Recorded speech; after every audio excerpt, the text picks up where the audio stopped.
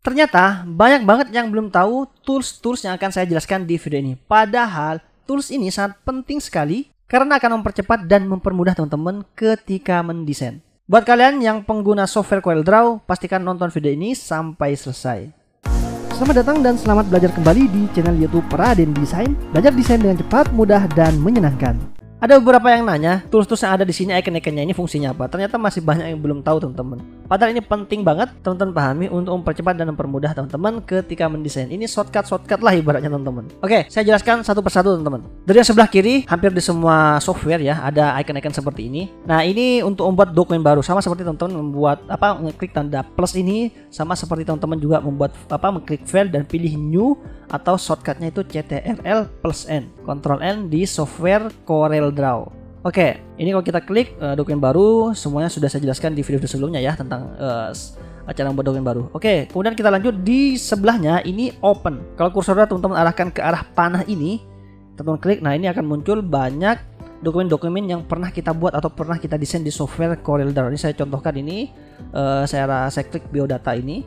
Nah, ini akan muncul di desain-desain yang pernah kita buat di software CorelDRAW. Oke, kemudian lanjut di sampingnya ini sama seperti save ya, di semua software ada. Nah, kalau ini dia open from Corel Cloud, sama seperti Adobe Cloud. Jadi kita bisa menyimpan file itu di Adobe Cloud atau di Corel Cloud, dan nanti bisa kita open lagi di sini, teman-teman. Tetapi harus login dulu ya. Oke, kalau ini untuk menyimpannya. Jadi kita sudah mendesain, kemudian teman-teman klik ini, nanti akan otomatis menyimpan dan masuk di Corel Cloud-nya. Oke, kemudian lanjut di sampingnya ini ya icon print, semua sudah tahu. Nah, kemudian lanjut di sampingnya ini sama seperti kita cut lah gitu ya. Klik kanan, pilih cut, atau teman-teman langsung klik ini. Jadi nggak perlu klik kanan, langsung aja ke bagian toolbar. Kalau mau cut langsung bisa di cut. Kalau mau di copy aja bisa, iconnya seperti ini, dan ini untuk pastenya. Oke, sudah tahu lah semuanya, nggak perlu dicontohkan ya.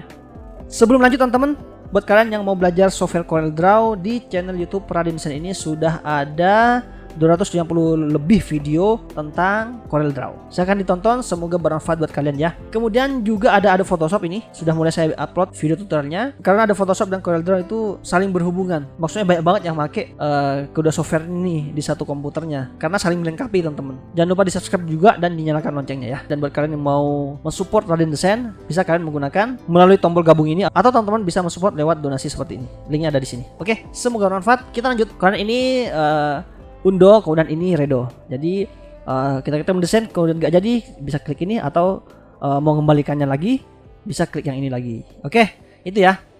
Kemudian lanjut ini untuk import. Bedanya sama ini untuk membuka dokumen yang formatnya CDR. Jadi mau kita desain ulang, desainnya itu bisa. Jadi formatnya CDR seperti ini. Nah, kalau ini import itu masuknya memasukkan gambar misalkan di tempat desain kita, atau di dokumen kita untuk mendesain. Saya klik ini, saya contohkan. Kemudian masuk ke folder ada di mana bahan-bahan desainnya atau foto-fotonya. Dan teman klik 2 kali, nanti muncul icon seperti ini, dan digeser sesuai besar kecilnya foto.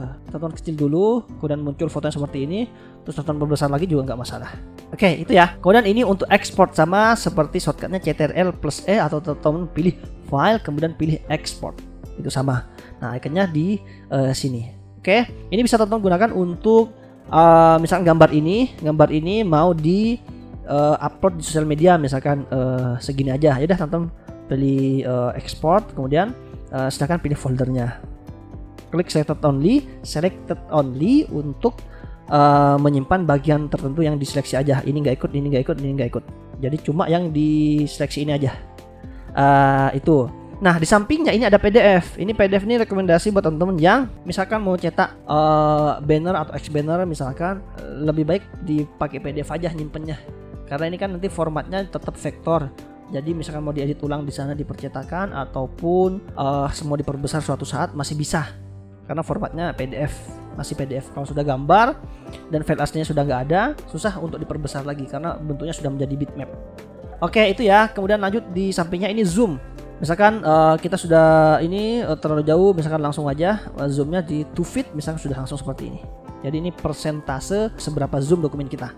Oke, kemudian lanjut di sampingnya ini Ini full screen, misalkan apa namanya, mau menampilkan dengan tampilan yang lebih besar. Jadi full screen lah, screen layar teman-teman. Oke, untuk membalikannya tekan ESC di pojok kiri atas di keyboard teman-teman. Nah, seperti ini. Atau shortcutnya F9, shortcutnya F9. Oke, sampingnya ini rules, penggaris ini. Ini bisa teman-teman hilangkan menggunakan ini. Munculkan lagi, teman-teman klik. Nah, ini misalkan biasa untuk mendesain, misalkan untuk menandain bagian sampingnya, misalkan jadi batas teman-teman mendesain biasanya digunakan seperti ini buat teman-teman yang belum tahu ya. Nah, di sini mau teman-teman zoom in, zoom out, batasnya ini sama, atas ke bawah, ini juga ke samping juga sama. Mau zoom in, zoom out, ini jadi pembatas kita di dalam mendesain. Oke, untuk menghilangkan garisnya teman-teman tinggal geser aja ke atas atau teman-teman klik kanan di garisnya ini dan pilih delete, dia akan terhapus. Oke, nah ini untuk dokumen kita, lembar kerja kita. Nah, dia akan muncul kotak-kotak seperti ini kalau teman-teman membutuhkan mendesain dengan tampilan kotak-kotak seperti ini.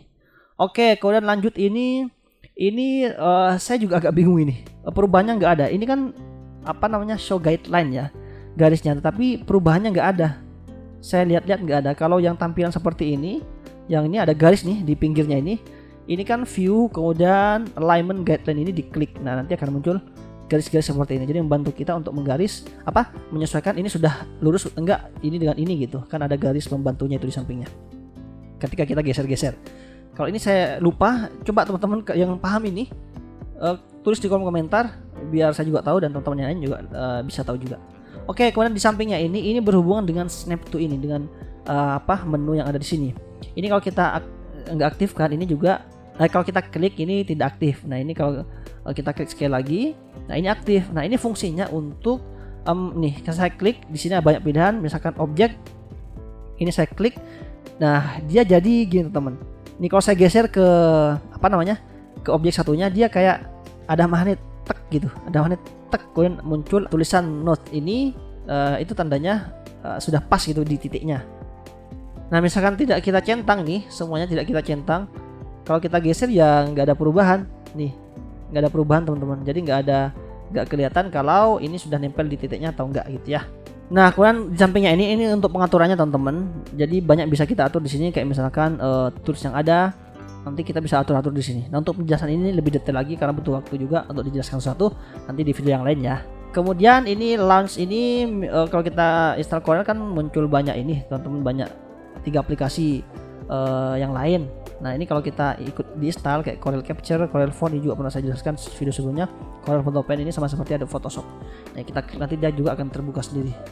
Jadi seperti itu teman-teman penjelasan tentang toolbars yang ada di software Corel Draw. Oke, semoga ini bermanfaat. Jangan lupa di subscribe channel YouTube Raden Desain ini biar kita tetap terhubung, dan nyalakan loncengnya juga biar teman-teman dapat notifikasi kalau ada video baru tentang software Corel Draw di channel YouTube Raden Desain ini.